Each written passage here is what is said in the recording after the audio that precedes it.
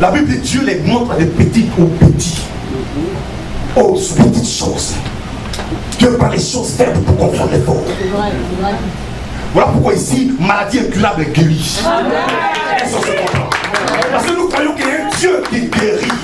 Et il s'est manifesté. Est-ce que tu t'attends à lui? Non, tu ne peux pas savoir que ta présence est peut-être prophétique. Tu ne peux pas savoir que tu es là aujourd'hui.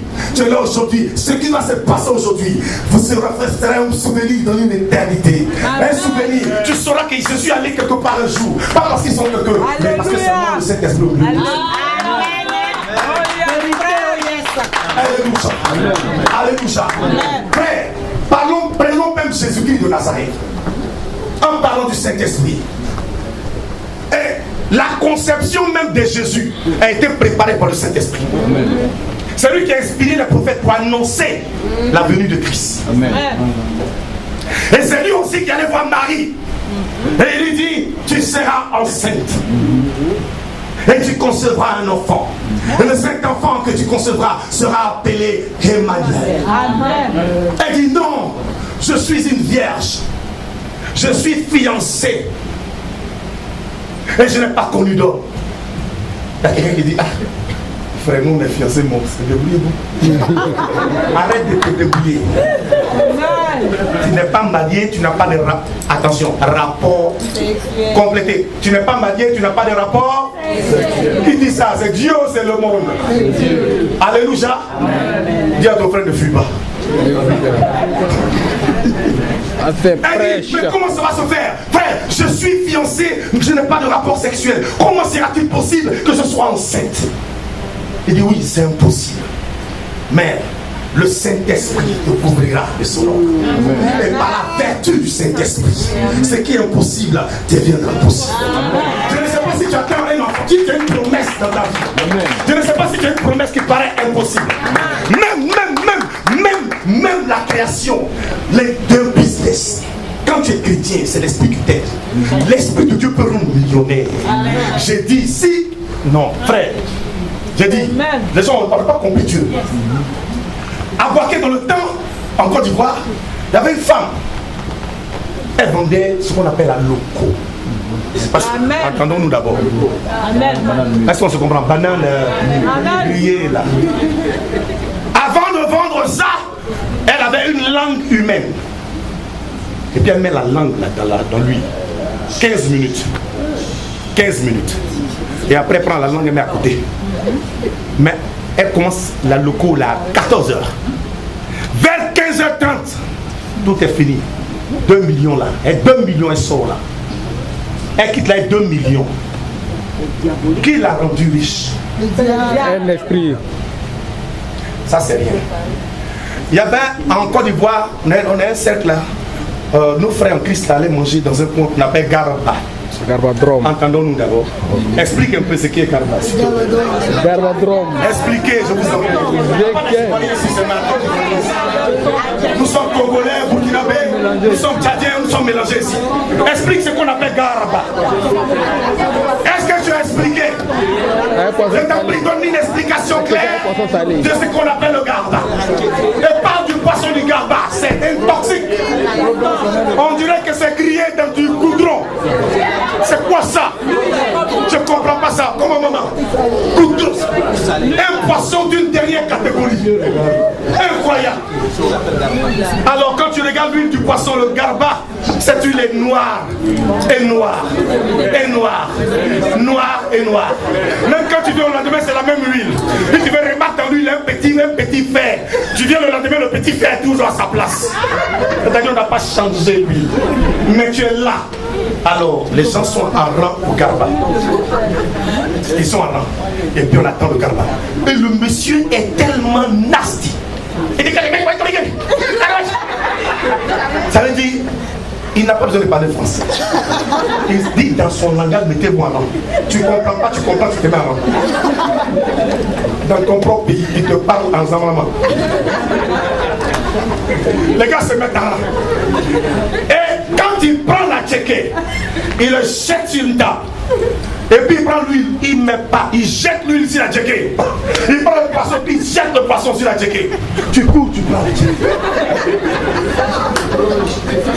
les êtres humains. Non, normalement, vous voyez, normalement, ce qui n'est pas raisonnable doit réveiller notre intelligence. Mais les êtres humains, c'est pas, la vie a changé. Ce qui n'est pas raisonnable doit toucher ton intelligence. C'est pas clair. Il y a quelque chose qui ne va pas là. Alors, donc, quand il met sur la table, on avait un chrétien qui est aussi dans la vie. J'ai dit un chrétien. J'ai dit un chrétien. Je n'ai pas dit les gens qui vont à l'église. On ne te voit pas 3 ans, on te voit 2 ans, on ne te voit pas. Non, non. Je n'ai pas de chrétien. Dis à ton frère, on dit pas de chrétien. Alors j'ai dit, le chrétien, il y a le Saint-Esprit en lui. Alors, le chrétien il était là. L'Esprit de Dieu en lui. Il arrive aussitôt, quand le gars met la tchéquée, les yeux du chrétien, les yeux spirituels sont ouverts. Et il voit sur la table un pygmée. Et les cheveux là. Et c'est taille. Alors, quand on met la tchéquée, le pygmée fait pipi dedans la bouche. Excusez-moi. La réalité. Et c'est sur ça, il met l'huile et le poisson. Quand tu manges ça, tu vas à la maison, même si tu habites à Bronx, tu peux aller jusqu'à Long Island parce que la Tchéquie du gars. Parce que tu étais envoûté. Et ce Zamlaman, quand il quitte là, il commence à 10h, il finit à 3h. Millionnaire. Qu'est-ce qu'il a rendu riche? Un esprit. Et ceux qui mangent ça sont maudits dans leur vie. Donc si tu vois une nourriture qui agit spirituellement sur toi, c'est-à-dire que tu es un Chinese, tu habites à Bronx ou tu habites à Queens, et le Chinese qui est près de ton travail, tu prends le train, tu es off, tu prends le train, aller acheter le Chinese qui est près de ton travail, et puis tu as un petit Chinese ici. Je vais manger un petit Chinese dans le train, l'odeur du Chinese. Mais c'est pas normal. Là, ça saute à la raison, bien aimé. Mais si le diable peut prendre un être humain et l'enrichir, à combien plus forte raison Dieu?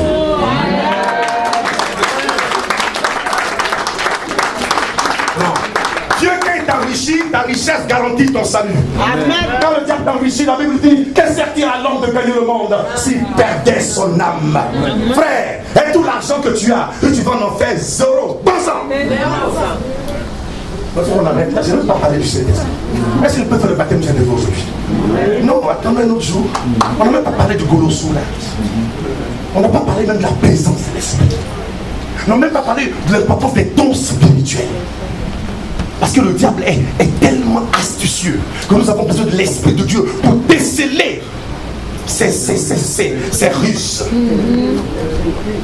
La Bible dit, nous l'avons vécu à cause du sang de l'agneau et de la parole de notre témoignage. C'est par le Saint-Esprit, Jésus-Christ lui-même a enseigné. C'est par le Saint-Esprit qu'il a péché. C'est par le Saint-Esprit qu'il a chassé les démons. C'est par le Saint-Esprit qu'il a imposé les mains aux malades. Et les malades ont été guéris.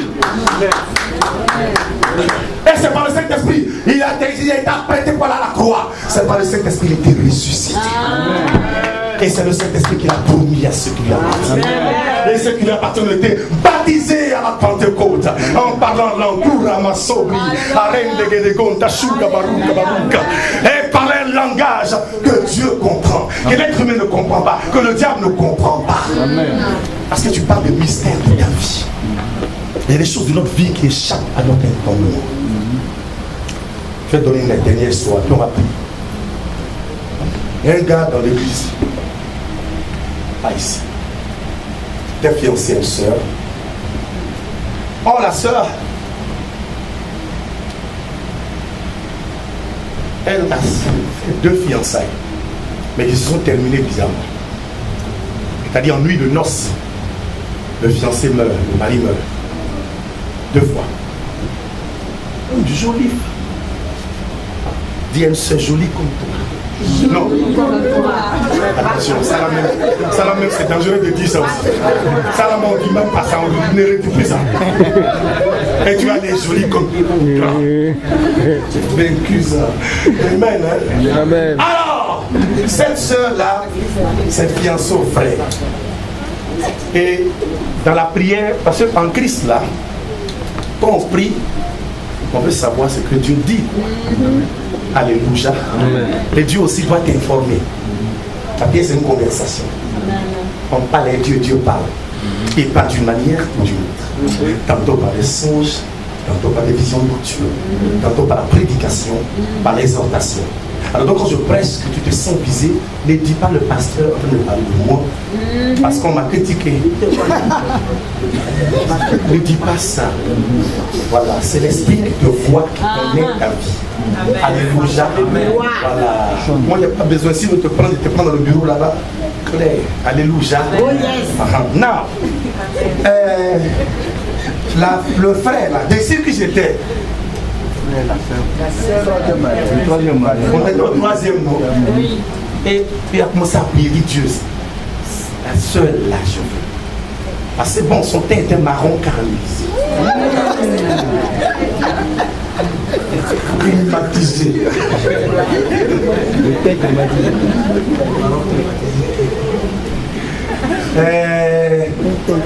Alléluia. Tous nos moments ici ont des teints climatisés. Que le nom du Seigneur soit béni. Alléluia. Donc c'est la crise ne vient pas après dans le bureau pour dire la seule climatisée là c'est comment il est vraiment content.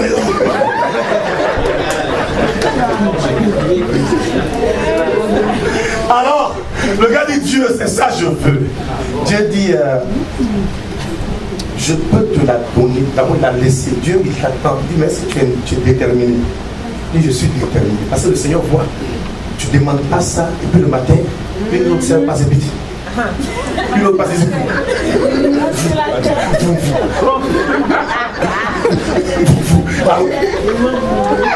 Tu as demandé, tu as prié et puis tu as petit comme ça. Alors il y a une Nigérienne avec qui je travaille dans l'hôtel, elle a bien dit non, parce que non, la take balloon. Blow the balloon, then throw it away. Dis à ton frère, ne sois pas comme ça. Dis un frère, comme ballon.